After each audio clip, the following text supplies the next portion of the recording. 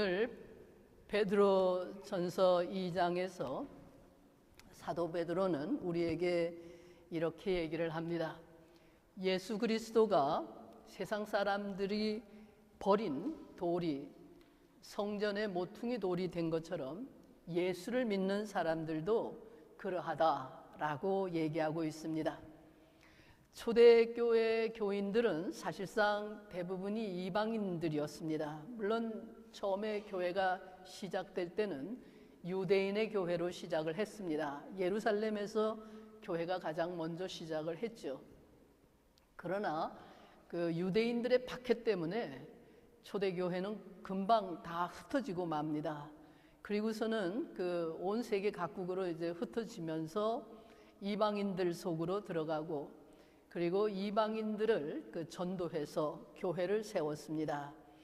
그래서 대부분이 이방인이었습니다. 물론 곳곳이 가는 데마다 그 초대교회가 세워지는 과정들을 보면 이 베드로도 그렇고 바울도 그렇고 이 모든 그 제자들이 도마도 그렇고 그렇게 가는 데마다 교회를 세울 때 주로 유대인들의 협력을 받았습니다. 유대교 회당에 들어가서 가르치고 이런 그렇게 했지만 초대 교회가 정식으로 형성이 됐을 때 그 교회는 대부분이 이방인들로 구성이 되어 있었습니다. 유대인들은 핍박으로 대부분 순교하고 교회가 없어지고 이제 그런 지경에 갔죠. 그래서 이 이방인들이라고 했을 때 그들은 할례받지 못한 사람들이다. 그리고 이제 무시를 당하던 그런 사람들이죠. 유대인들의 입장에서 보면 그야말로 쌍놈이다, 천민이다, 이렇게 얘기할 수 있는 사람들이었어요. 그리고 또 그 중에서도 대부분이 이들은 가난했어요. 그리고 아주 천한 그 노예의 신분에 있는 사람들이 상당히 많았어요. 노예였거나 아니면 노예에서 자유를 얻은 그런 사람들이거나, 이런 사람들이 이제 초대교회 교인들이었어요. 그리고 여자들이 많았어요. 남자들보다는 여인들이 대부분이었다, 그런 얘기인데, 이 여자들은 우리도 지금도 여자들에 대한 차별이 심하죠. 없다고 얘기하면 안 되는 거죠. 그런데 이 여인들은 그 2000년 전에 그 당시의 여인들이란 노예나 마찬가지죠. 우리 한국도 그랬지만은 조선 시대의 여인들은 노비라 신분이나 큰 차이가 없었죠. 이 여자들은 사람 취급을 받지 못했어요. 유대인들은 사람 숫자를 잴 때 여자와 아이들은 빼고 남자만 세웠거든요. 그리고 헬라 사회에서도 여자들이란 그렇게 존중받는 그런 사회가 아니었죠. 이렇게 가난하고 천하고 노예이고 여자들이고 이런 사람들, 그런 이방인들, 이런 사람들이 초대교회 교인들이었어요. 이런 사람들이 그렇게 대단할 거라고 누가 기대를 했겠습니까? 그리고 교회가 아주 조그마했어요. 그러니까 대부분의 교회들이 어떤 가정에서 모였거든요. 어떤 가정 집에서 모여가지고 예배를 드리고 거기서 같이 먹고 이러면서 매일 같이 모이고 이렇게 했는데, 그럴 정도로 작은 공동체들이었어요. 작고 보잘것없고 별 볼 일 없고 이런 사람들이 모여 있는 교회라고 하는 신앙의 공동체, 여기에 무슨 희망을 걸거나 기대를 거는 희망이 있다, 저기에 희망이 있다, 이렇게 생각하는 사람들은 거의 없었을 거예요. 왜냐하면 당시에 그 로마의 화려하고 거대한 문명 그 앞에서 이 교회라고 하는 기독교, 예수의 사람들이라고 하는 건 정말 보잘것없었어요. 그리고 이 초대교회의 특징이 뭐였는가 하면, 초대교회는 이스라엘 사람들이, 유대인들이 가지고 있었던 그 회당에서 성경을 읽고 성경을 공부하고 가르치고 이러는 거 외에 기독교만 가지고 있었던 특징이 있는데, 그게 뭔가 하면 노래를 불렀다는 거예요. 노래, 찬송을 불렀어요. 사람들이 모이면 같이 노래를 부르는, 그게 이제 그 교회의 아주 독특한 특징 중에 하나였다, 그런 얘기. 그게 모여서 특별히 하는 것도 없고 노래나 부르고, 그리고 무슨 알아들을 수 없는 얘기나 떠들어대고 하는 사람들을 누가 관심을 가지고 주목을 했겠습니까? 아무도 관심이 없었어요. 예수에게 관심이 없었던 것처럼 예수 믿는 사람들에게도 세상은 관심이 없었어요. 그리고 이 교회가 하는 말은 정말 그 유대인도 헬라인도 그들에게는 이 교회가 하는 말, 다시 말하면 복음, 다시 말하면 십자가에서 죽은 예수를 하나님이 살리셔서 하나님의 아들이 되게 하셨고 세상을 구원할 구세주가 되게 하셨다라고 하는 요 간단한 이 말, 이게 복음인데, 이 말은 정말 황당하기 짝이 없고 어리석은 말이고 듣기조차 싫고 말도 안 되는 말이고 이런 거리끼는 말이다, 이런 얘기를 초대교회가 들었어요. 그래서 이 형편없는 사람들을 향해서 사도 베드로가 오늘 본문에서 얘기를 하고 있어요. 여러분들은 세상이 버린 돌이 성전의 주춧돌이 된 것처럼 예수를 믿는 여러분들도 바로 그처럼 고귀한 존재입니다 라고 얘기를 하고 있어요. 그러니까 복음을 믿고, 그러니까 예수를 믿고 자유를 얻은 사람들, 그들이 얼마 안 되는 사람이었지만, 처음에는 아주 소수였지만 그 사람들이 점점 예수를 전하기 시작을 했어요. 그래서 그 복음을 전해서 입에서 입으로 말이 전해지고 가는 데마다 복음이 전해지고 뭐 이래가지고 복음이 결국은 땅끝까지 전파가 되었어요. 초대교회 당시에 땅끝이라고 하는 건 스페인이었다고 얘기하더라고요. 거기까지가 땅끝이라고 생각을 한 거죠. 그러니까 이 복음이란 가난하고 천대받고 소외된 이런 사람들을 하나님의 백성이 되게 했다. 다시 말하면 아브라함이 하나님의 선택을 받았던 것처럼 예수 믿는 사람들이 바로 하나님의 선택을 받은 하나님의 백성이다. 그리고 왕과 같은 존재다. 왕이 뭐예요? 세상의 주인들이죠. 왕, 임금이 주인이에요. 백성은 임금을 섬기는 임금의 종들이죠. 그러니까 왕과 같은 존재라고 했을 때 그것은 세상의 주인이다, 그런 뜻이에요. 그 다음에 제사장들이다. 제사장이라는 하는 일이 뭔가 하면 만 백성, 자기 나라에 온 백성의 죄를 대신 걸머지고 하나님 앞에 나가서 그 죄를 속죄를 받는 사람들, 용서를 받아오는 사람, 그 책임을 맡은 사람들이 바로 제사장들이거든요. 그러니까 예수를 믿어서, 복음을 믿고 예수를 믿어서 새로워진 하나님의 사람들이 된 사람들, 이들은 세상의 주인이 되고 그 다음에 세상을 책임지는 그런 사람들이다라는 얘기예요. 이런 일이 교회 안에서 일어났어요. 이게 분명히 기적이죠.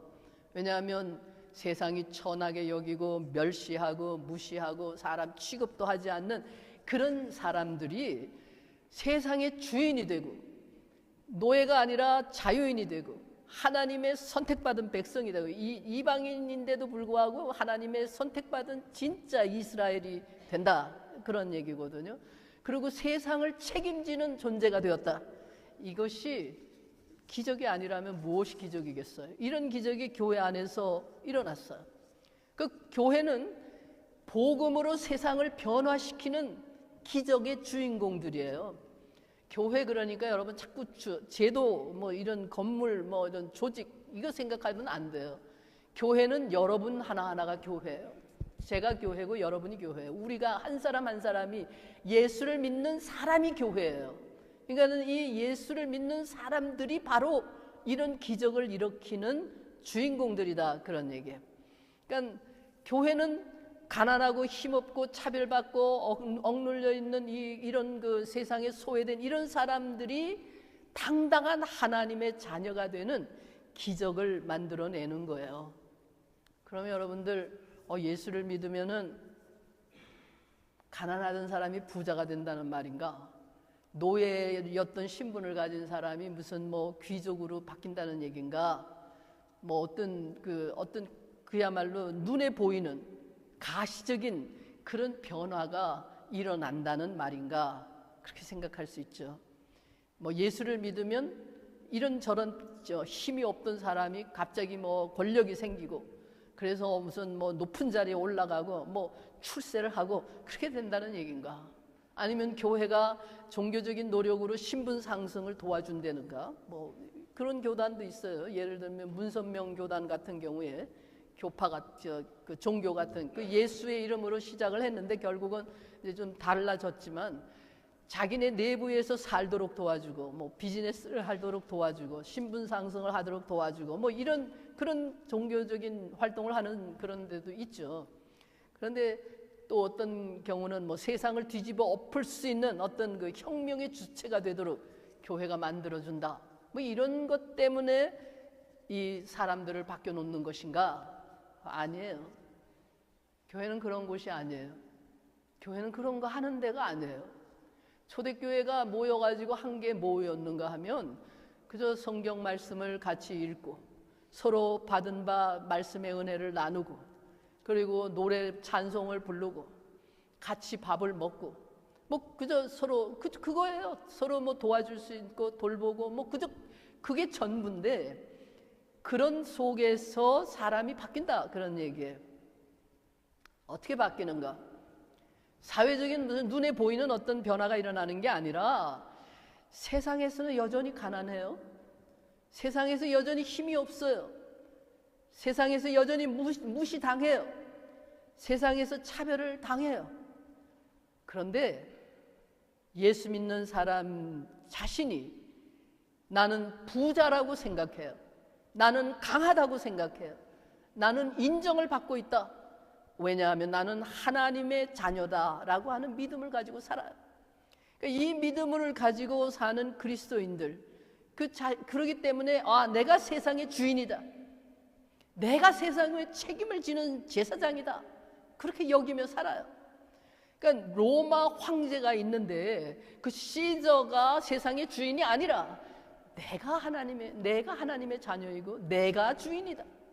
뭐 이스라엘 민족의 뭐 대제사장, 뭐 헤롯 임금, 뭐 그들이 주인이 아니라 아무것도 아닌 내가 가난하고 보잘것없고 그야말로 천대받는 노예인 여자인 내가 세상의 주인이다. 내가 이 세상을 책임질 사람이다. 하나님이 나를 선택했다. 왜냐? 하나님이 나를 통해서 인간을, 죄인들을 구원하도록 하기 위해서 하나님이 나를 선택했다라고 믿는 그 믿음 때문에 인간이 바뀌는 거예요. 그것이 교회가 하는 일이에요.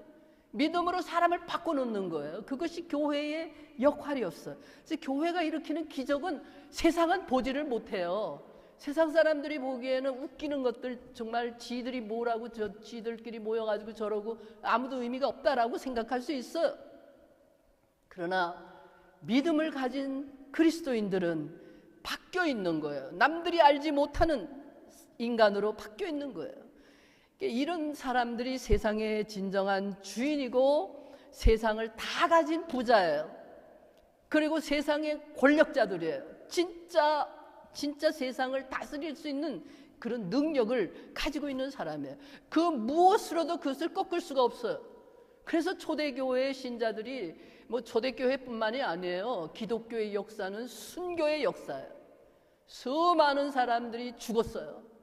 초대교회에서도 뭐 우리가 뭐 영화도 알고 뭐 많이 보잖아요. 그 뭐 네로 황제 시대 때도 그랬고 뭐 로마가 313년에 그 뭐 기독교를 국교로 정하기 전까지 계속해서 가는 데마다 박해를 받았어요. 이들이 죽어가면서도 뭐 사자밥이 돼서 죽기도 하고 그러면서 그들이 무슨 폭동을 일으키고 저항을 하는 게 아니었어요. 그냥 죽었어요. 죽으면서 그들은 찬송을 부르면서 죽어가요. 찬송을 부르면서 그 순교를 감당했었어요. 그런 우리 한국 사람들도 마찬가지예요. 우리 민족도 가장 많은 순교자를 낸 민족이에요. 그러니까 공산당한테 죽고 무슨 2조 시대에 캐톨릭은 2조 시대에 수없이 많은 순교자를 냈어요. 그렇게 죽어가면서도 그들은 당당하게 죽었어요. 죽음이 무언지를 아는 사람들이에요. 그렇기 때문에 죽을 줄을 아는 사람들이었어요. 그래서 비굴하지 않았어요. 용감했어요.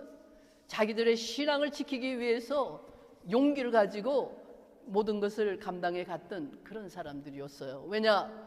세상을 다스리시는 하나님이 나의 아버지고 내가 그의 자녀이고 내가 하나님의 백성이고 이 세상의 주인이고 이 세상에 책임을 져야 할 사람은 나 자신이다 라고 하는 믿음이 그리스도인들에게 있었기 때문이에요. 그런데 오늘날 우리 여러분과 저는 어떤지, 그리고 오늘날 이 시대의 그리스도인들은 과연 그러한가? 라고 하는 것을 우리가 물어볼 필요가 있어요. 정말 그리스도인들이 참으로 세상의 주인이 되어 있는가? 참으로 그리스도인들이 자유로운 노예가 아닌 자유인으로 살고 있는가? 내가 정말 우리 그리스도인들이 세상의 죄를 대신 담당해야 하는, 세상을 책임져야 하는 제사장이라고 하는 그런 자각을 가지고 있는가? 우리가 물어볼 필요가 있어요. 여전히 무책임한 노예로 살고 있는 것은 아닌지 자기 자신을 반성해 볼 필요가 있죠. 노예는 무엇인가를 바라고 일하는 사람들이에요. 대가를 바라고 내 이익을 추구하고 누군가를 원망하고 언제나 책임을 전가하고 불평하고 그렇게 살아가는 게 노예들이죠. 만족이란 있을 수가 없죠. 늘 괴롭고 자기 자신이 한탄스럽고 뭔가 이것에서부터 벗어나서 뭔가 다른 세계로 날아가고 싶은 이런 식의 욕구 속에서 살아가고 있죠.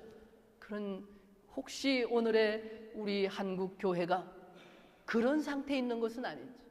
교회 와서 맨날 달라고 기도만 하는 거죠. 왜냐하면 내가 아직도 완전하지 않으니까. 그리스도인은 이미 다 된 거기 때문에 이미 내가 부유해요. 그렇기 때문에 내가 부자로 사는 거예요. 근데 맨날 가난해요. 맨날 달라고 얘기해요. 맨날 뭔가 얻어먹으려고 그래요. 이런 노예로 살고 있는 그리스도인들, 혹시 우리가 아직도 이름만 그리스도인이지 노예로, 죄인으로 그렇게 남아있는 것은 아닌지 생각해 볼 필요가 있죠.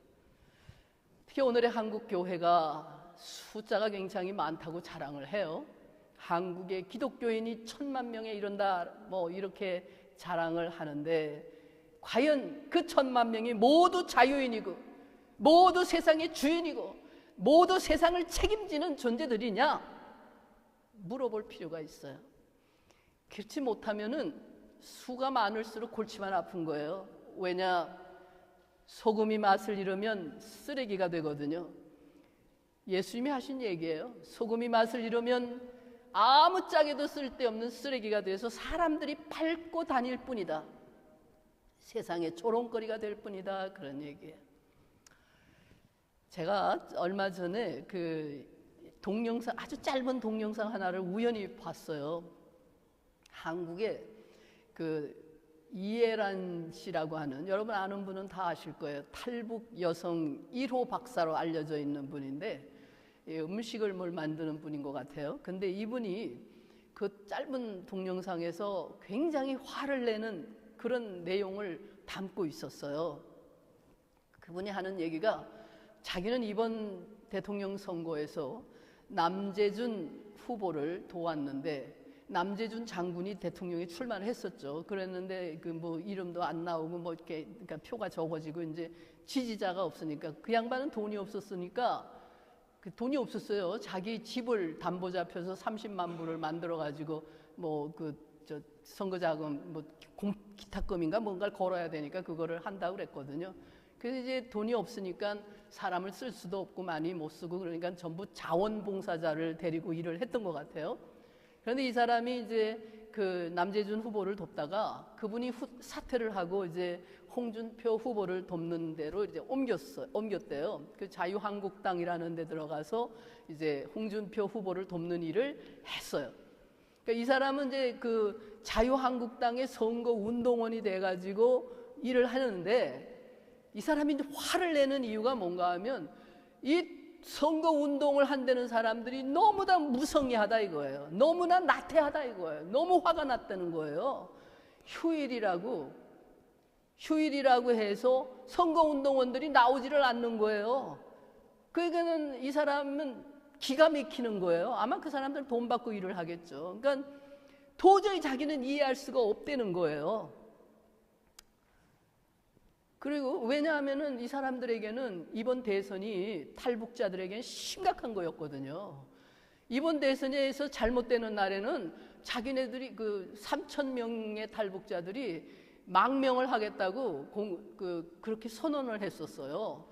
도저히 한국에서 살 수가 없는 그런 상황이 오기 때문에 자기네들은 이름도 다 노출돼 있고 이러니까 자기네들은 다른 나라로 망명을 해야 된다 이러니까는 아주 사활이 걸려 있었어요. 그래서 어떻게든지 우파 대통령을 뽑아야 한다. 이게 이제 그런데 이 사람은 돈 받고 나가 일하는 게 아니라 차원에서 그 봉사를 하는 거예요. 그냥 뭐 다 집어 던지고.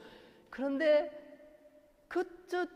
이 우파, 소위 말하는 대한민국의 정통 우파라고 하는 이 자유한국당, 이 사람들이 하는 짓거리가 너무 기가 막히다는 거예요. 뭐 당이 크다고 해가지고 뭐 국회의원 수가 많다고 해가지고 건방지고 교만하기만 하고, 이게 도대체 휴일이라고 쉬고 뭐 하고 뭐 이따위로 해가지고 뭘 할 수 있느냐 막 이러면서 이 사람이 너무너무 화를 내는 거예요. 그리고 이 사람이 또 한마디를 더 하는데 이런 얘기를 하더라고요. 좌파들은 한 사람이 피켓을 들고 나가서 이렇게 데모를 하면 모든 그 좌파들이 모여가지고 그 사람을 도와준다는 거예요. 그리고 전 조직이, 정치 조직, 모든 시민단체 할 것 없이 전부 다 달라들어가지고 똘똘 뭉쳐가지고 그 한 사람을 돕는다는 거예요. 그런데 이 우파는 자기가 속한 단체의 사람이 하는 일이 아니면 거들떠도 안 본다는 거예요. 관심이 없다는 거예요. 도와주지도 않는다는 거예요. 그래서 이 사람이 하는 말이 꼴통 보수라는 말을 들어서 싸다, 그런 얘기를 하더라고요. 나는 그래서 그 꼴통 보수란 말이 거기서 나오는 거구나 하는 걸 배웠어요. 왜 꼴통 보수라고 그러는지 몰랐어요. 그냥 보수고 우파면 우파지 왜 꼴통이라고 그러나 이제 알았어요. 다시 말하면 지들이 뭘 해야 되는지를 모르고 있는 꼴통들이다, 그런 얘기죠. 자기네들이 하는 일이 뭘 의미하는지도 모르면서 하고 있는 꼴통들이다, 바보 멍충이다, 뭐 그런 얘기 아니겠어요? 제가 또 한 번 얼마 전, 이건 좀 더 오래됐어요. 어제 우연히 어디서 들었는데, 그러니까 그것도 아마 동영상이었을 거예요. 아주 오래전에 국회의원을 돕는 사람들 있죠. 다시 말하면 국회의원의 보좌관 역할을 하는 사람들. 이 사람들이 이제 여럿이 모여가지고 이제 대담을 하는 걸 본 것 같아요. 뭐 TV인지 뭔지 하여튼 제 기억이 잘 없는데 하여튼 분명히 봤는데, 이 보좌관들이 하는 말이 뭔가 하면, 국회의원 보좌관들은, 대한민국 국회의원이 300명인가 되는데, 보좌관들은 그 소속 정당과 상관없이 뭐 우파냐 좌파냐 뭐 보수냐 진보냐 뭐 이런 거하고 아무 관계가 없이 대부분의 이 보좌관들은 좌파들이다, 그런 얘기를 하더라고요. 왜냐? 자기네들은 좌파가 아니면 국회의원 보좌관 역할을 할 수가 없대요. 왜냐? 보수가 월급이 너무 적대는 거예요. 한 달에 100만 원 정도를 준대요. 그러니까 우리 돈을 한 1,000불을 그게 전부예요. 그 정도를 받으면서 해야 할 일은 끝도 없고 한도 없고 해야 할 일이 많다 이거예요. 뭐 휴일도 없고 해야 할 일이 굉장히 많은데 그걸 계속 강요당하면서 한 달에 100만 원을 받으면서 일을 해야 하는데, 파타임이 아니라 풀타임으로 일을 하면서 밤낮 없이 일을 해야 하고 그러는데 100만 원밖에 안 준다는 거예요. 그런데 이 일을 할 사람이 우파들은 안 한다, 그런 얘기예요. 다른 직장 가지 뭐하러 그걸 하냐 이거죠. 좋은 직장 구해가면 되는 거지, 100만 원 받고서 내가 미쳤다고 저기 무슨 그 종처럼만 따라다녀야 되고 뭐 밤새워서 뭐 연구를 해야 되고 뭘 해야 되고 안 하겠다, 그런 얘기예요. 그래서 전부 좌파들이다, 그런 얘기를 하더라고요. 한국의 좌파들은, 특히 종북 좌파들에게는 꿈이 있어요. 대한민국을 전복시키고 북조선으로 통일을 하려고 하는 꿈을 그들은 가지고 있어요. 그렇기 때문에 그 꿈을 이루기 위해서 그 사람들은 자기를 희생해요. 헌신해요. 그리고 이익을 따지지 않아요. 그 꿈을 위해서 감옥에도 가요.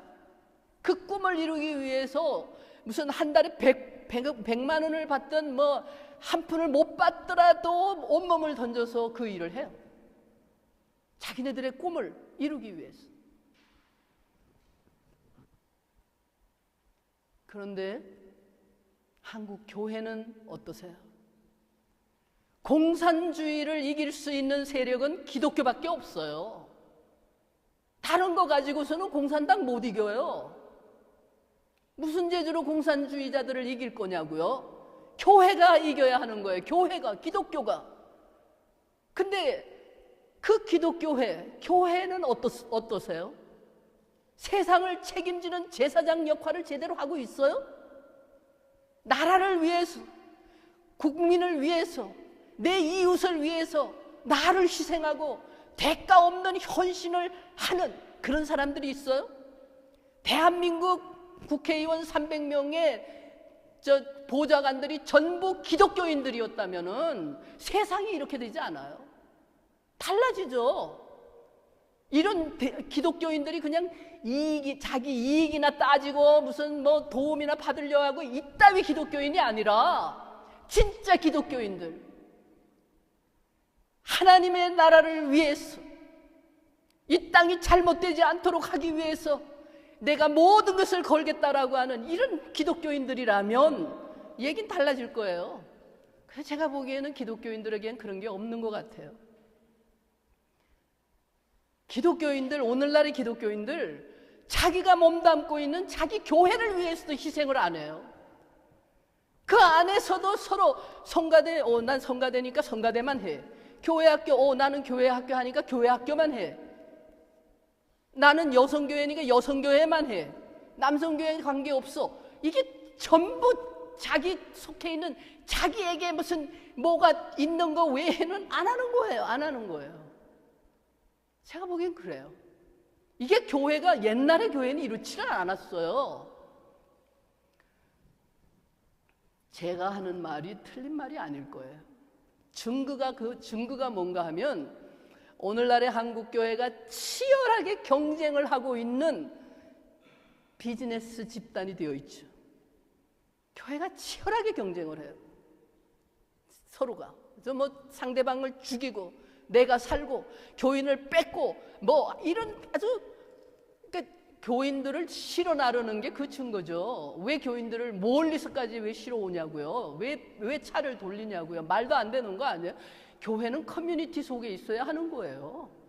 그 커뮤니티와 함께 살아가야 하는 거거든요. 근데 이 교회가 비즈니스가 되어 있는 거, 경쟁하고 있는 거, 이게 결국 돈을 위해서 존재하는 거죠. 돈이 없으면 교회가 존재할 수 없어요. 제가 보기에 한국 교회는 선교도 돈으로 하고, 전도를 해도 돈으로 하고, 예배도 전부 돈으로 치발랐더라고요. 뭐 웅장한 예배를 하는데 보면 그거 다 돈으로 치발라 있는 게 눈에 보이죠. 돈 없으면 절대 그런 웅장하고 화려한 예배를 드릴 수가 없어요. 돈이 넘치는 교회가 성공한 교회다, 이렇게 칭송을 받아요. 무슨 짓을 하든 상관이 없어요. 돈이 하나님의 자리를 대신하고 있죠. 그 돈 때문에 싸움판이 벌어지고 있죠. 이런 그리스도인들이 어떻게 공산당을 이겨요? 이런 그리스도인들이 어떻게 세상을 구원하냐고요. 자유 대한민국이 잘못된다면 그 책임은 한국교회가 져야 하는 거예요.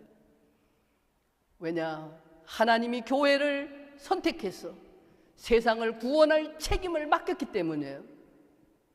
교회가 안 하는, 한국교회가 가장 악하게 죄를 지은 것이 무엇인 줄 아세요? 이 세계에서 가장 잔혹하고 정말 악질적인 폭정을 하고 있는 북한, 그 나라에서 그 압제를 받으면서 노예로 신음하며 살아가고 있는 북한 동포를 해방시키려고 그들에게 자유를 줘야 한다는 그런 갈급한 마음을 가지고 그런 생각을 하면서 그런 기도를 하고 그런 일을 하는 한국교회가 그렇게 하지를 않았어요. 그렇게 해야 하는데 그 책임이 한국 교회에게 주어져 있거든요. 그런데 그걸 안 해요.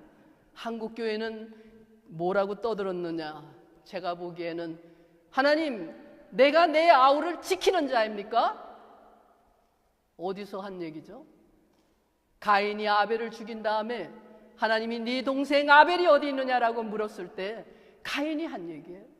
내가 내 아우를 지키는 자입니까? 나와 무슨 상관이 있습니까?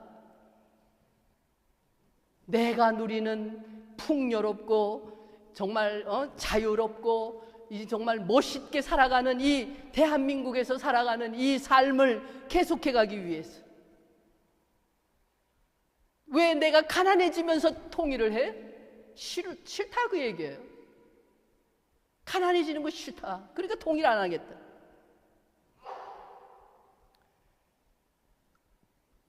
전쟁을 할까봐, 전쟁이 일어날까봐 절대로 노예로 비굴하게 살아도 전쟁을 해서는 안 된다. 전쟁이 없는 상태를 유지하기 위해서, 풍요를 계속 누리기 위해서 북한 정권을 도와주고 북한 정권을 유지할 수 있도록 계속 눈 감아주고 돈을 갖다 주고 그 일을 계속했어요. 제일 먼저 그 일을 한 게 교회예요. 한국 교회가 했어요. 지금도 하고 있어요. 미국에 있는, 뉴욕에 있는 한국 교회들도 그 짓을 하고 있어요. 이런 일을 했는데 결국 내 아우를 왜 내가 지켜야 합니까? 나와 무슨 상관이 있습니까? 그건 내재적 접근법으로 지들이 알아서 할 일이지 우리가 왜 그들을 돕습니까? 이런 식의 생각을 했죠. 이것을 죄라고 생각을 안 하고 있어요. 아직도 한국 교회가. 자기들이 뭘 잘못하고 있는지를 몰라요.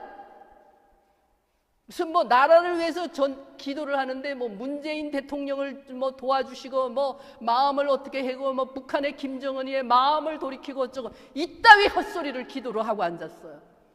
그게 말이 되는 얘기예요? 문재인이 존재하는 이유도 있고 김정은이가 존재하는 이유가 있어요. 하나님이 하시는 일이기 때문에 우리는 그 뜻을 모르지만 그 분명히 존재해야 할 이유가 있어서 존재하는 거예요. 그러나 한국교회는 그렇게 기도해서는 안 되는 거죠.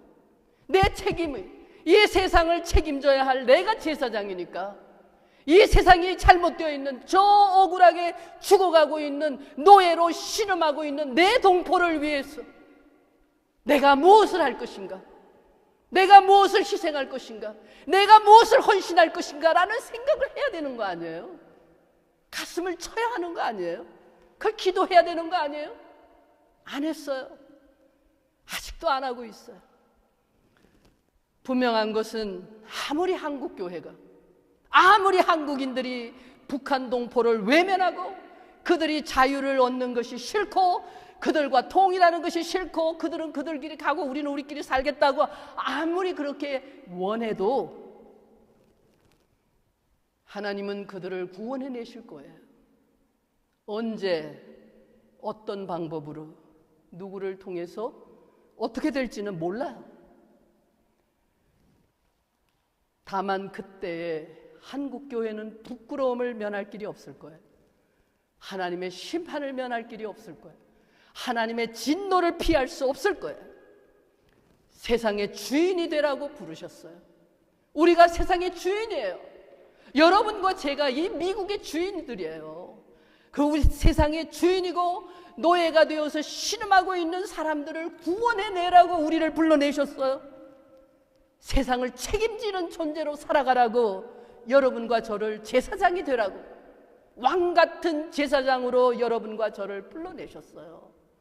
우리를 부르신 하나님의 뜻에 순종하는 여러분과 제가 되기를 원합니다.